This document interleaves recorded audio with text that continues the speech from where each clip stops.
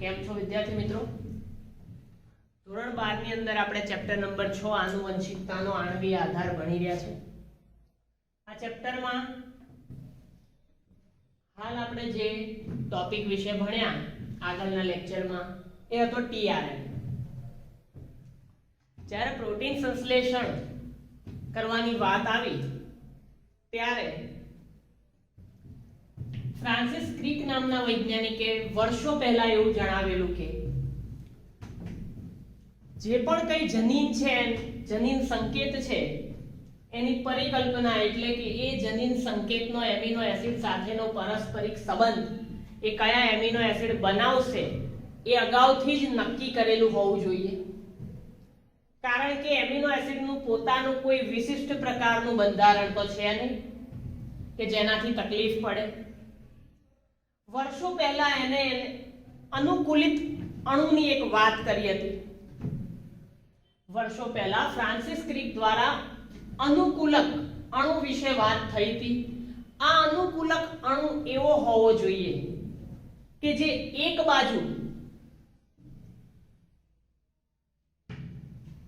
જનીનના સંકેતો સાથે જોડાય અને બીજી બાજુ એમિનો એસિડની રચના પણ કરે. એટલે કે એક બાજુ એ જનીન સંકેતને વાંચે અને બીજી બાજુ એમિનો એસિડની રચના કરી શકે. આવા પ્રકારનો અનુકૂલક અણુ હોવો જોઈએ. આ પ્રકારનો અનુકૂલક અણુ જે છે એ ટીઆરએનએ ને માનવામાં આવે છે, ટ્રાન્સફર આરએનએ, જેને એસઆરએનએ સોલ્યુબલ આરએનએ તરીકે પણ ઓળખવામાં આવે છે, જે આગળના લેક્ચરમાં આપણે ભણ્યા. આપણે તેની આકૃતિ જોઈ. એની આકૃતિના આધારે આપણે એવું જોઈ શકીએ છીએ કે આ જે ટીઆરએનએ જે છે એના એક લૂપ પર પ્રતિસંકેતો આવેલા છે. એટલા માટે જે એમઆરએનએ ની શૃંખલા પર નાઇટ્રોજન બેઝનો ક્રમ હોય એને આધારિત ક્રમ નક્કી કરવા માટે ટીઆરએનએ પાસે પ્રતિસંકેત લૂપ આવેલા હોય ત્યાં એની પાસે જે એમિનો એસિડને ફોર્મ કરવા હોય એના માટેના પ્રતિસંકેતો હાજર હોય છે. ભાષાંતરની પ્રક્રિયાના પ્રારંભ માટે અલગ ટીઆરએનએ હોય એટલે એને પ્રારંભિક ટીઆરએનએ કહેવાય, પણ ભાષાંતરની પ્રક્રિયાના અંત માટે કોઈ ટીઆરએનએ હોતું નથી. અલગ અલગ એમિનો એસિડ માટેના અલગ અલગ ટીઆરએનએ હોય, જે આપણે આગળના લેક્ચરમાં આકૃતિ સાથે કર્યું. અને બીજું, આ ટીઆરએનએ વિશેની વાત ફ્રાન્સિસ ક્રિકને વર્ષો પહેલાની ખબર હતી કે આવો કોઈ અનુકૂલક અણુ છે, પણ એ ટીઆરએનએ જ છે ને એના દ્વારા જ આ ભાષાંતરની પ્રક્રિયા થાય, પ્રોટીન સંશ્લેષણનું કાર્ય થાય, એના વિશેની વાત ખબર નહોતી. એટલે ટીઆરએનએ દ્વારા જે આ અનુકૂલક અણુ તરીકેની એની અસર છે એ શોધવામાં ઘણા બધા વર્ષો લાગી ગયા હતા. એના સ્ટ્રક્ચર એટલે કે બંધારણની વાત કરીએ વિદ્યાર્થી મિત્રો, તો ટીઆરએનએ ક્લોવર લીફ જેવું બંધારણ ધરાવે છે અને દેખાવમાં તે ઊંધા એલ આકારની આકૃતિ સ્વરૂપે દેખાય છે. તમે આગળના લેક્ચરમાં જે આકૃતિ તમે બનાવી છે એને જોશો, એની અંદર ટીઆરએનએ આપણે મૂકેલો છે ડ્રો કરીને, બરાબર? તો આ પ્રકારે ટીઆરએનએ ભાષાંતરની પ્રક્રિયામાં ભાગ લે છે. તો આપણો અત્યારના લેક્ચરનો જે ટોપિક છે એ છે ભાષાંતર. ભાષાંતર એટલે શું? તો ભાષાંતર એટલે પ્રોટીન બનાવવું. એમઆરએનએ માંથી પ્રોટીનનું નિર્માણ થવું, એને આપણે ભાષાંતર કહીએ છીએ, બરાબર? એમઆરએનએ માંથી પ્રોટીન બને, આ પ્રક્રિયા થઈ ગઈ ભાષાંતર. તો ભાષાંતરની અંદર આ એક એવી વિશિષ્ટ પ્રક્રિયા છે કે જેમાં એમિનો એસિડના બહુલીકરણથી, એટલે કે એમિનો એસિડ જે નવા ન્યુક્લિયોટાઇડ બનાવે એના આધારે પોલીપેપ્ટાઇડનું નિર્માણ થાય છે.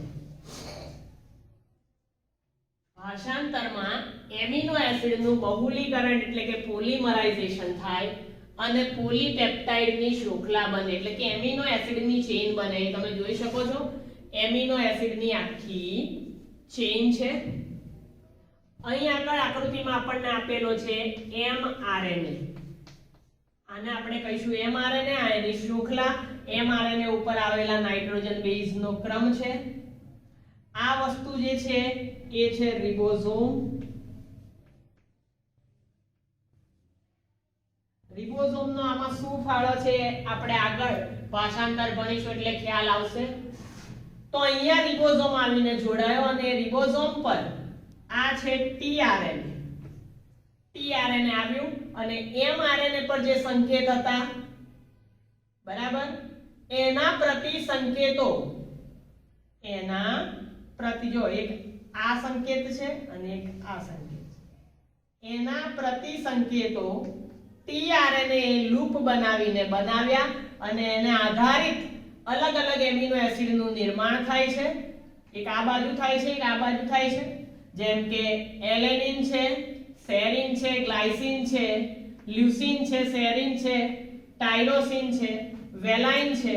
આમ અલગ અલગ tRNA રિબોઝોમ દ્વારા mRNA પાસે આવે અને mRNA ના જે પણ કંઈ સંકેતો છે એના પ્રતિસંકેતોને આધારિત ધીરે ધીરે ઘણા બધા એમિનો એસિડ નું નિર્માણ કરે અને એમિનો એસિડની આખી ચેઇન બને, જેથી કહેવાય કે ભાષાંતરમાં એમિનો એસિડના બહુલીકરણથી પોલીપેપ્ટાઇડની આખી ચેઇનનું નિર્માણ થાય છે. એમિનો એસિડના ક્રમ mRNA પર આધાર રાખે છે. એમિનો એસિડ કયો બનશે એ mRNA ઉપર આધારિત છે, કારણ કે mRNA પર જે પણ બેઝ હોય એનો સામેનો બેઝ tRNA મૂકે અને એના દ્વારા એમિનો એસિડ બને. એટલે કયો એમિનો એસિડ બનશે એનો આધાર mRNA પર આવેલો છે. અને દરેક એમિનો એસિડ એકબીજા સાથે આ જેના દ્વારા જોડાયેલા છે એ છે પેપ્ટાઇડ બંધ. દરેક એમિનો એસિડ બીજા એમિનો એસિડ સાથે પેપ્ટાઇડ બંધથી જોડાયેલા હોવાથી આખી રચનાને પોલીપેપ્ટાઇડ કહેવામાં આવે છે. અને આ દરેક એમિનો એસિડની વચ્ચે એકબીજાને જોડવા અથવા તો પોલીપેપ્ટાઇડ બનાવવા માટે એમિનો એસિડને પેપ્ટાઇડ બંધથી જોડાવવું પડે. તો એ જોડાવા માટે શક્તિની પણ આવશ્યકતા હોય છે. દરેક એમિનો એસિડને બીજા એમિનો એસિડ સાથે જોડાવા માટે શક્તિની જરૂર પડે છે. એટલા માટે પ્રથમ અવસ્થામાં એમિનો એસિડ સ્વયં પોતે જ ATP ની હાજરીમાં સક્રિય થાય છે. સૌથી પહેલા એમિનો એસિડ જાતે જ ATP ની હાજરીમાં સક્રિય થઈ જાય છે અને એ પોતે સક્રિય થઈને પોતાની જ શક્તિ દ્વારા નજીકના પોતાના tRNA ની સાથે જોડાઈ જાય છે. શરૂઆતની વાત છે. પ્રથમ અવસ્થામાં એમિનો એસિડ પોતે જાતે સક્રિય થાય છે અને ATP ની હાજરીમાં એ નજીકના પોતાના સંબંધિત tRNA સાથે જોડાઈ જાય છે. આ પ્રક્રિયા સામાન્ય રીતે tRNA નું આવેશીકરણ અથવા તો tRNA એમિનો એસાઇલેશન તરીકે ઓળખાય છે. એક માર્કનો પ્રશ્ન મળી ગયો. કઈ પ્રક્રિયા? તો પ્રારંભિક પ્રક્રિયામાં એમિનો એસિડ જાતે ATP ની હાજરીમાં સક્રિય થાય છે અને નજીકના પોતાના સંબંધિત tRNA સાથે જોડાઈ જાય છે. આ પ્રક્રિયાને tRNA નું આવેશીકરણ અથવા તો tRNA એમિનો એસાઇલેશન તરીકે ઓળખાય છે. આવા બે આવેશિત tRNA જ્યારે આ એક અને આવો એક ને એક બીજો tRNA હોય જે જાતે જ સક્રિય થઈને જોડાયેલો હોય, આવા બે આવેશિત tRNA એકબીજાની નજીક આવવાથી એમના અણુઓની વચ્ચે પેપ્ટાઇડ બંધ બનવાનું શરૂ થાય છે. જેમ જેમ આવેશિત tRNA એકબીજાની નજીક આવવા લાગે એમ એમની વચ્ચે પેપ્ટાઇડ બંધ બન્યા કરે છે અને જો ઉત્પ્રેરક હાજર હોય તો આ પેપ્ટાઇડ બંધ બનવાની જે પ્રક્રિયા છે એ ખૂબ જ ઝડપી બની જાય છે. તો વિદ્યાર્થી મિત્રો, અહીંયા આપણે આ ભાષાંતરના ટોપિકમાં આ લેક્ચરમાં અહીં સુધીની વાત કરીએ છીએ. આગળ આની પછીના લેક્ચરમાં આપણે હજુ ભાષાંતરની થોડી પ્રક્રિયા બાકી છે એના વિશે વાત કરીએ. તો ત્યાં સુધી આ આકૃતિ દોરી દો અને સમજી લો. પોઈન્ટમાં જે પણ શોર્ટ ક્વેશ્ચન છે એ બધા તૈયાર કરી દો અને વ્યવસ્થિત આને લખી દો.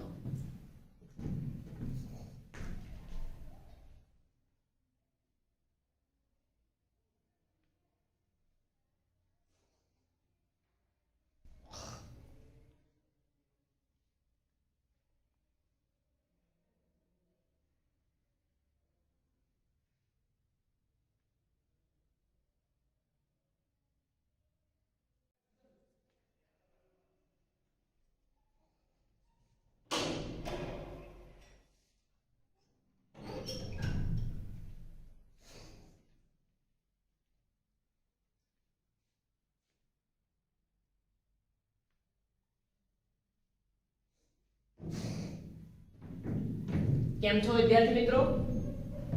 ધોરણ 12 માં આપણે જે ટોપિક ભણી રહ્યા છે એ છે ભાષાંતર અને ચેપ્ટર નંબર છે 6 આનુવંશિકતાનો આણ્વીય આધાર.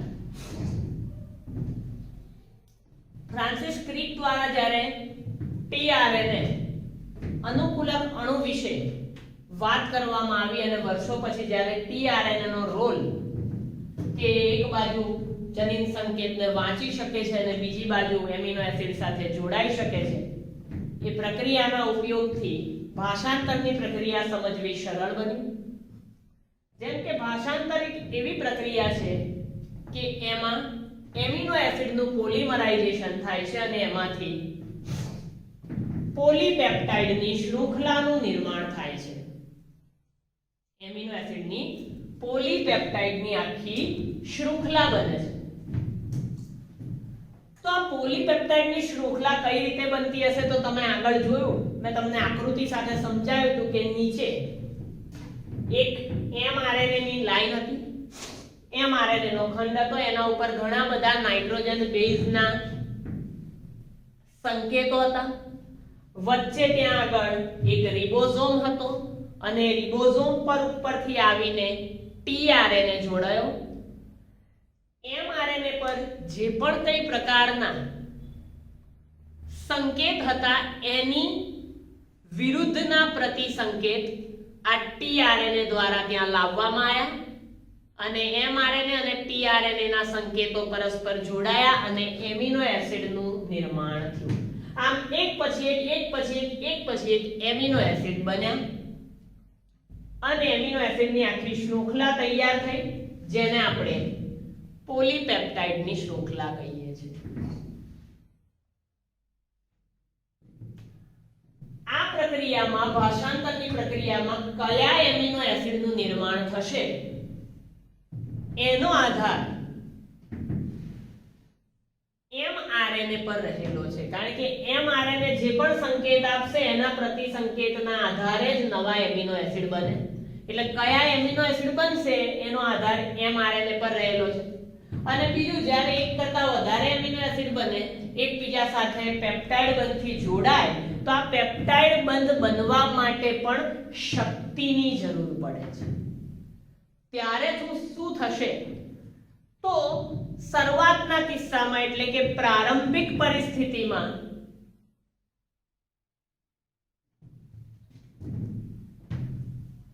એમિનો એસિડ જાતે જ નજીકના એટીપી ની હાજરીમાં સક્રિય થઈ જાય છે અને પોતાની નજીક આવેલા tRNA સાથે જોડાઈ જાય છે, જેને tRNA નું આવેશીકરણ અથવા તો tRNA એમિનો એસાઇલેશન તરીકે ઓળખવામાં આવે છે. જ્યારે આવું એક બીજા tRNA માં થાય એટલે બે આવેશિત tRNA હવે એકબીજા સાથે જોડાઈને પેપ્ટાઇડ બંધનું નિર્માણ કરે છે. અને જો આ પેપ્ટાઇડ બંધ બનવાની ક્રિયા શેમાં? આવેશિત tRNA માં. જો આવેશિત tRNA માં પેપ્ટાઇડ બંધ બનવાની ક્રિયામાં કોઈ ઉત્પ્રેરક હાજર હોય તો આ પ્રક્રિયા ખૂબ જ ઝડપથી આગળ વધવા લાગે છે. અહીં સુધી આપણે ભાષાંતરમાં ભણ્યા. હવે આગળની વાત છે, આપણે આકૃતિમાં જ્યારે જોયું બરાબર, પહેલા જ લેક્ચરની ભાષાંતરનું જે ફર્સ્ટ લેક્ચર હતું એમાં આકૃતિ હતું, તો એમાં mRNA ઉપર વચ્ચે રિબોઝોમ હતું. મેં કહ્યું હતું આગળ કામ આવશે એટલે સમજાવીશ. તો જે રિબોઝોમ છે એને કોષની ફેક્ટરી કહેવાય છે. રિબોઝોમ પોતે કોષની ફેક્ટરી છે અને જે પણ કઈ પ્રોટીન બને છે, જે પણ કઈ પ્રોટીનનું સંશ્લેષણ થાય છે એના માટે રિબોઝોમને જવાબદાર માનવામાં આવે છે. રિબોઝોમ કોષની ફેક્ટરી છે, ઉપરાંત જે પ્રોટીન સંશ્લેષણ થાય છે, જે પ્રોટીન બને છે એના માટે રિબોઝોમને જવાબદાર માનવામાં આવે છે.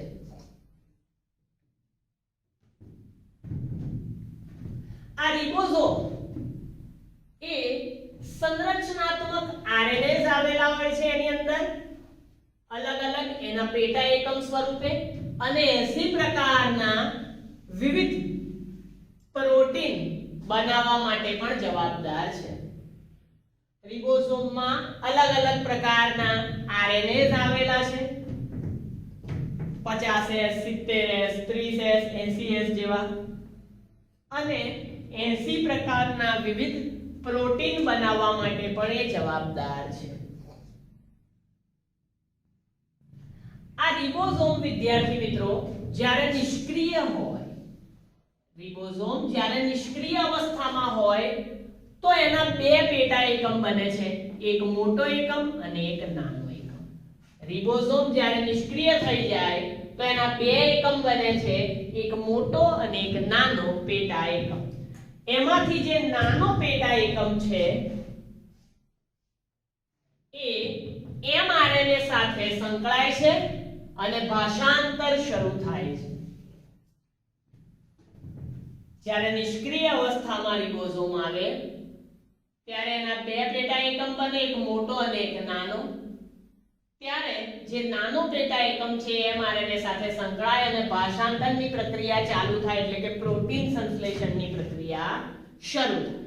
જ્યારે એનો મોટો પેટા એકમ, એમાં બે સ્થાન છે, જેમાંથી મોટો પેટા એકમ છે એમાં બે સ્થાન આવેલા છે, જેમાંથી એમિનો એસિડ જોડાય એકબીજાની નજીક આવે. મોટા પેટા એકમમાં જે એમિનો એસિડ બને છે નાના દ્વારા એ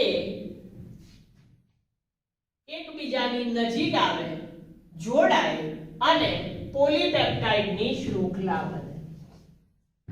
નાનો પેટા એકમ mRNA સાથે સંકળાય, પ્રોટીન સંશ્લેષણ ચાલુ કરે.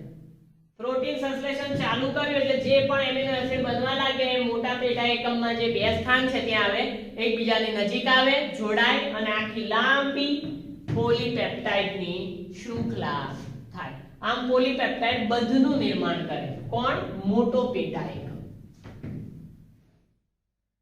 આપણે કહ્યું હતું ને આગળ કે બે આવેશિત tRNA એકબીજાની નજીક આવે અને પેપ્ટાઇડ બંધ બને, પણ જો ઉત્પ્રેરક હાજર હોય તો આ પ્રક્રિયા ઝડપી થઈ જાય. તો અહીંયા જે રિબોઝોમ છે એ આ પેપ્ટાઇડ બંધના નિર્માણમાં એક ઉત્પ્રેરકની ભૂમિકા ભજવે છે, એટલે કે એક ઉત્સેચક તરીકે કામ કરે છે, જેને રિબોઝાઇમ કહેવામાં આવે છે. એટલે રિબોઝોમ પોતે રિબોઝાઇમ તરીકે વર્તે છે અને પેપ્ટાઇડ બંધ બનાવવાની પ્રક્રિયા છે એને ઝડપી બનાવી દે છે.